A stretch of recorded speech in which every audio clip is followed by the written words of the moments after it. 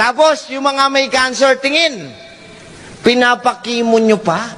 Kaya nga siya nabuhayan ng cancer cell kasi bagsak ang immune system niya dahil marami siyang mahinang organ. Lalasunin nyo ng chemo ang cancer cells, di malalason din yung mahihinang organ. Kaya pala, walang namatay sa sakit na cancer. Anong kinamatay nila?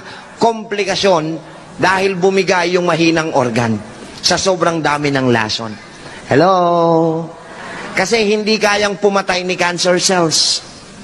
Ano ang kayang gawin ni cancer cells? Ang gusto lang ni cancer cells sa loob ng katawan ng pasyente, kumain ng kumain ng kumain. Ang mabigat naman sa inyo, pinapakain, pinapakain nyo sila. At ang paboritong pagkain ng cancer cells, chocolates, sugar,